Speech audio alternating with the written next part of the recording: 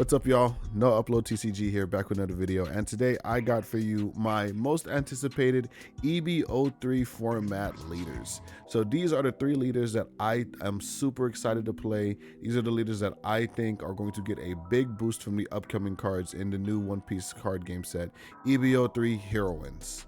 And without further ado, let's just get into it. So first up, I have Blue Purple Sanji. So this leader, introduced in OP12, he is a blue-purple leader that excels at searching to find his key pieces and then establishing his win con, which is your 3-cost Sanji. Essentially, you just want to filter through the entirety of your deck, put your 3-cost Sanji on board, pump him to huge numbers by having a whole bunch of spells in your deck, and then just keep doming your opponent over the head with like these huge 8k, 9k swings on this 3-drop Sanji. Another key point about the 3-cost Sanji is that he is very difficult to remove. Actually, his text reads that you cannot remove him by any of your opponent's effects. And if he were to be removed, you just remove a Dawn from your side of the field. And with the introduction of EB03, they received a new 5-cost Reiju card. This 5-cost Reiju solves one of the deck's biggest issues in the fact that its removal in previous iterations, the deck was very low to the ground. It ran cards like Jet Culverin or Boof Burst to try and remove your opponent's characters, but that was limited to a cost of 4. Some recent innovations have been the addition of 6-cost Jozu to help remove, some annoying 5-cost or 6-cost or lower. But in the new EB03 iteration, we're kind of steering away from that, and we're just running Red Rock and Gravity Blade because this Reiju allows us to play those cards from trash. Plus, with the mill event that we received in EB04, you're able to filter through your deck a little bit more, and you don't mind pitching the Red Rocks and the Gravity Blades in the trash because you'll have access to them at all times.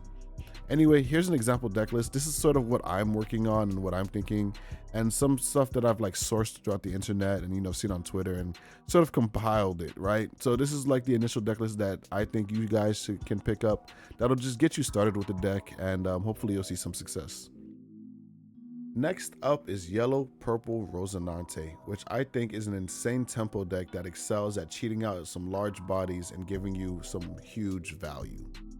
This Yellow Purple Rosinante deck got the additions of the new 8-cost Trafalgar Law from EB03, which on its own is an 8/6 body with Rush, and then activate main, you heal a life from the top of your deck, and then you get to play a 7-cost or lower Trafalgar Law from your hand. So in conjunction with leader ability, you're playing this 8-costed unit for 6 Dawn, you're going to swing for 6k, you're going to heal a life, and then you're going to play one of the most important cards in your deck is your 7-cost Trafalgar Law, which after some restrictions will buff your entire board of Heart Pirates and your Rosinante leader by plus 1k until the end of your opponent's turn, making your leader a 6k leader and then giving it a board-wide buff to your guys, which I think is an insane play.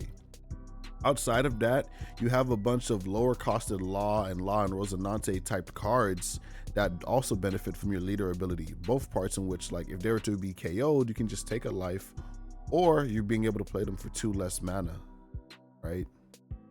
I think that in conjunction with a bunch of the promo stuff that we finally got released over here, just makes it a very competent tempo / aggro deck, which can excel at just putting a whole bunch of bodies on the board.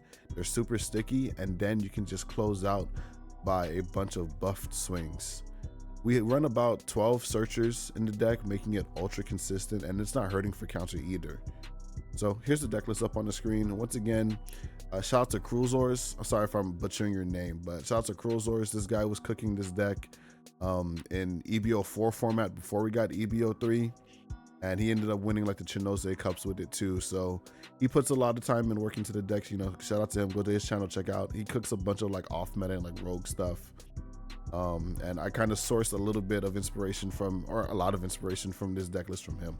So just wanted to throw that in there so you guys don't, string me up by my toes in the comments hey, this is his list, it's his list. It's our list. We're a community, guys. It's our list. I'm glad we were able to cook this up. Anyway, for our final leader, we have my crowd favorite, the leader I'm most excited to play in EB03. We have Red Purple Sugar.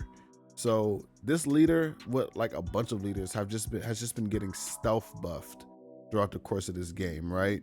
Her release in OP10 signified the launch of purple and red Don Quixote pirates, and ever since then we've just been getting more and more support in those two colors for that archetype, right? And now in EB03, we've sort of reached this like critical mass of Don Quixote pirates in both red and purple, with the introduction of the new 3-cost sugar, which says if your leader is sugar, you get to play a Don Quixote pirate type card with a 6 careless power from your hand rested. So it's a 3-cost that allows you to play another 5-cost onto your board. So you're on your second turn of the game, you're playing a 5/6 with like some crazy effect. And in conjunction with that 3-cost sugar, it seems like the ideal target is another new card released in EB03, the 5-cost Monet blocker, which is essentially a searcher that searches any character card with a power of 1 or less, or any event card from your deck to your hand. So just being able to search, another sugar itself or your sugar searcher, as well as one of like your 20 plus events in your deck is super insane, all while being on top of a 5/6 blocker body, is crazy amounts of value in the early game. It helps increase the consistency of the deck by so much, while still adding some early game power to the deck.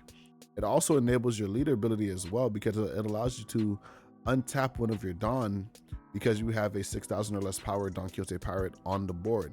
So now you are able to play Sugar on 3, Sugar plays Monet, Monet grabs you your 1-cost search event, and then your 1-cost search event, you use that, and you're ramping it down with your leader ability, as well as looking for another card in your deck.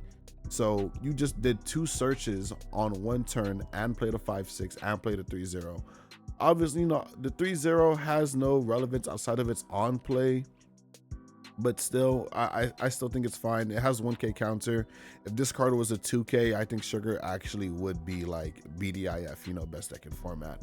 But outside of that, you're able to then, ramp a bunch, be super defensive, and then eventually you'll find like your 10-drop Shanks, which just shuts out a lot of aggro decks, or you'll play like your tribal boss monsters, like in your 8-cost Don Quixote do Flamingo or your 10-cost do Flamingo.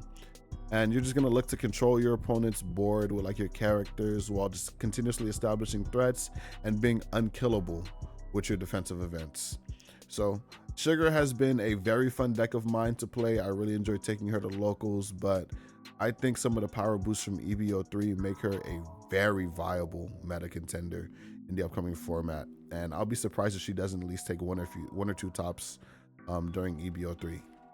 That's all I got for you guys today. You can look forward to more content coming from me soon. We just took a little bit of a vacation in January and December, but we're back. Hopefully, it's not another month before my next upload. Surely it won't be another month before my next upload. Anyway, peace, y'all.